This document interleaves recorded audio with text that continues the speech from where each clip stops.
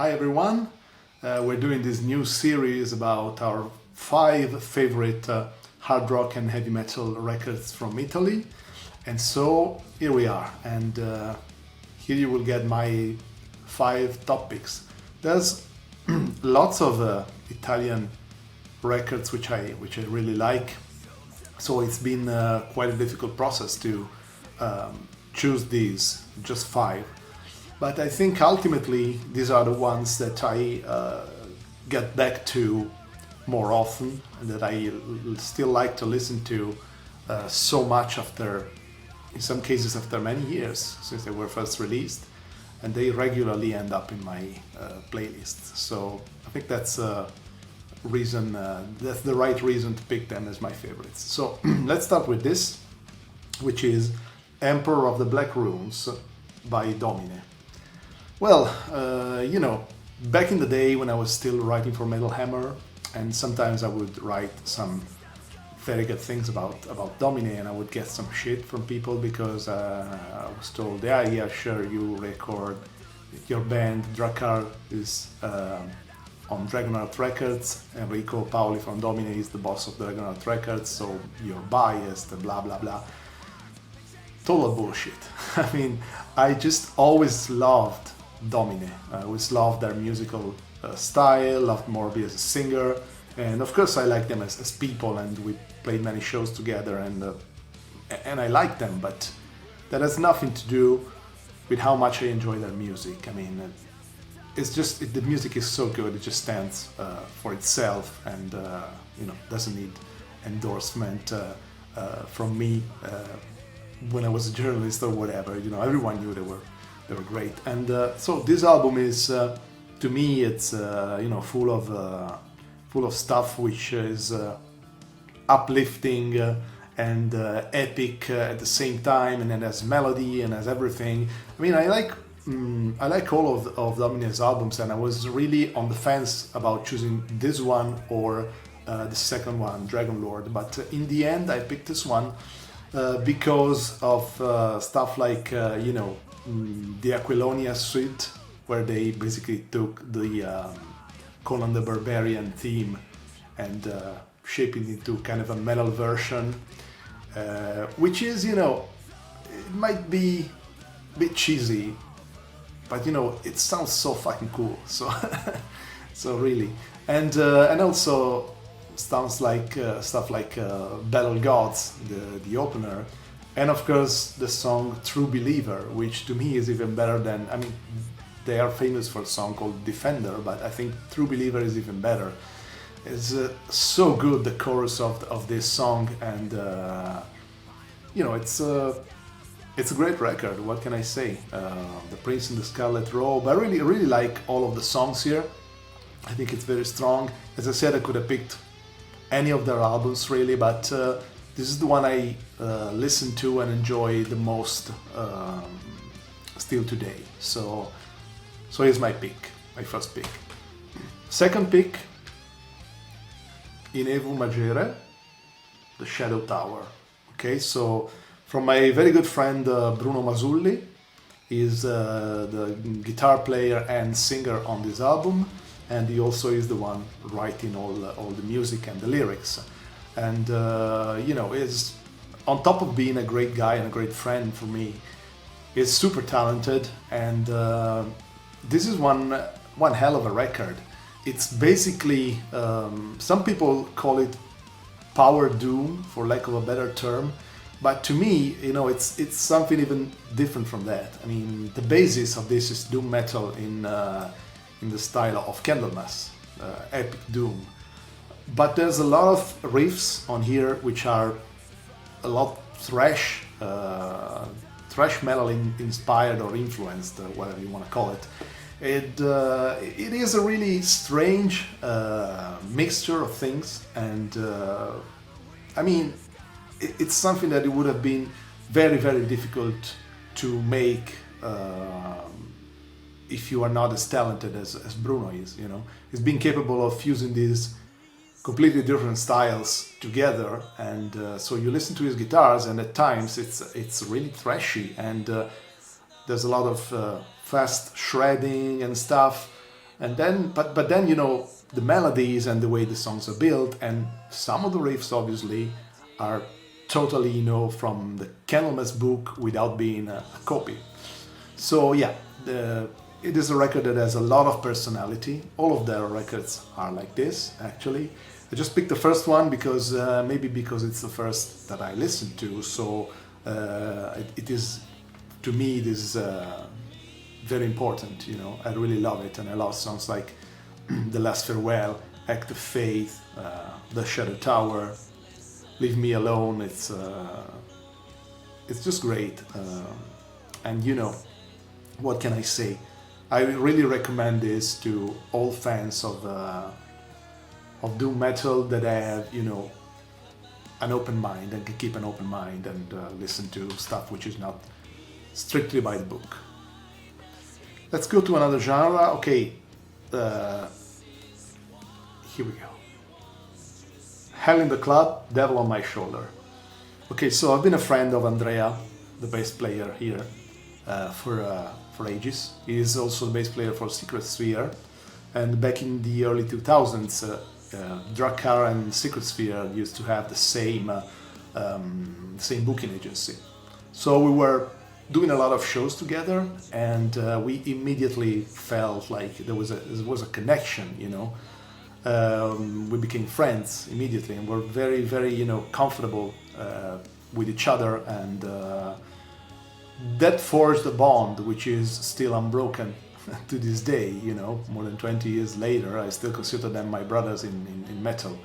And you know, of all of the guys in the band, Andy and Aldo Nonobi, the guitar player, the two of them were the two which I was, you know, more that are more dear to me, you know, always been friends and stuff. So actually, you know, when I found out that Andy had this hard rock slash sleaze kind of thing going on, I was immediately, you know, interested, because I always knew he was a big fan of that. Actually, that's one of the reasons we bonded back in the day, you know, because we were both playing power metal, but we were both also very much into the whole melodic hard rock and hair metal stuff, which, you know, it was something that people used to make fun of in many instances. But for us, that was just, you know, something that we really loved and enjoyed, the both of us. So we were always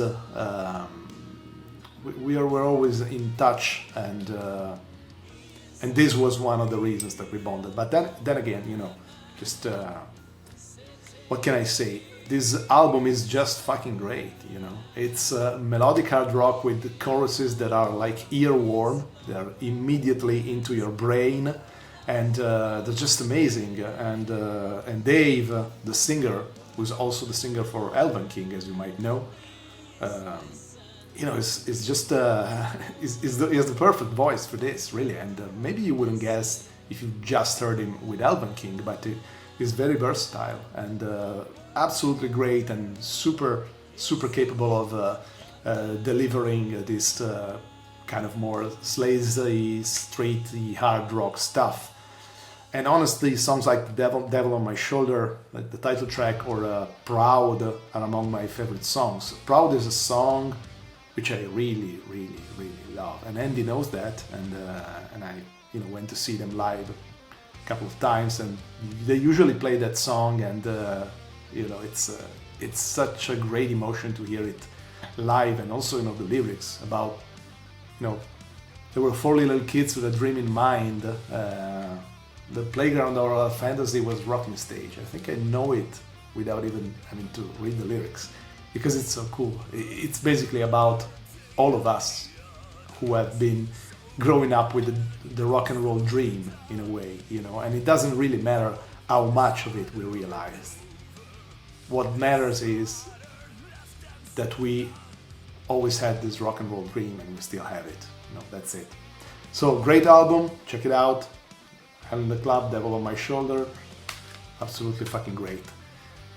Okay, so the next one might be my maybe my all-time favorite Italian metal album, if we just stick to the metal side of it, you know, not considering the, if you can get into the all the hard rock and progressive and all those other things, it's more difficult. But if we strictly talking about metal, this is probably my favorite. It's El Nino from Eldritch. Okay, Eldritch is another band that had our same booking agency back in the day, so we were also playing with them a lot. And I think I bought this album directly from them. Okay, this is the new edition which I got a few years after, because actually I think I lent the original CD that I had to someone, never got it back. So and I don't know who got it now, but enjoy, whatever, you know. It's just this is a progressive heavy metal, like the way it's meant to be done. It's meant to be played, and fucking awesome, you know. There's not a song here which I don't think it's absolutely fucking great. No Direction Home is one of the best openers you can imagine. Then you get Heretic Beholder, Bleed Must Bleed, The Ballad, The Last Days of the Year, To Be or Not to Be God. I should read the whole track list, because you know, it's fucking great. And what can I say? Eugene is such a great guitar player. Just love him, you know. He's a great person and also a great guitar player. And obviously I also have a fondness for my brother, the singer Terence. He also, you know, made a guest appearance back on Razorblade God back in the day. He was always a super cool guy. And I really always had him as one of my points of reference in the scene. He also made an appearance on our Run with the Wolf album, singing on Gods of Thunder. So yeah, I mean, you know, this is a great album by great people, and there's not much I can say apart from just listen to it if you haven't, because it's awesome. Okay, so now for the last one. Now this is a band which was very important for me, because you know, because I was always a huge fan of them, and then I got to work with them a lot over the years, and I'm talking about Crown of Autumn. All right, so you know that our drummer and our producer and sound engineer Mattia Stancioio, used to be the drummer of Labyrinth, and he also played drums on When Lightning Strikes from Drakkar. He is, you know, is my go-to guy for everything, basically, when it comes to recordings. I did all my albums since When Lightning Strikes onward with him, with Drakkar, with Crimson Dawn, and also the mastermind of this band, the one writing all the lyrics and stuff, and the songs and stuff, is Emanuele Rastelli, and he's been a friend of mine like forever. He played the keyboards on the first Drakkar album, Quest for Glory, also helped arrange the keyboards on that album, so he gave an important contribution to it. And we created Crimson Dawn together a few years later, like some of you already know. So we've been friends basically all of our adult life, and you know, they are both people that I really love and enjoy working with. But you know, that doesn't really matter here, because here we're talking about the music, and the fact is that they are great musicians as well. And this album is just awesome. I mean, they just did 3 albums in like 20 years, so it's not much, but all 3 are absolutely fucking great. And the only reason I picked this one is because being the last one, it is the one with the better production, and I think it has some shades and some ideas and stuff which came with maturity. You know, I couldn't be there on the first record, which is the one they did in the 90s, which was groundbreaking, I think, in a way. But you know, this is like the realization of the whole style, and you know, the fact that they have now 3 singers as opposed to the 2 they just had at the beginning, because they added a female vocalist. Made them even better, I think. And this is just packed full with great songs.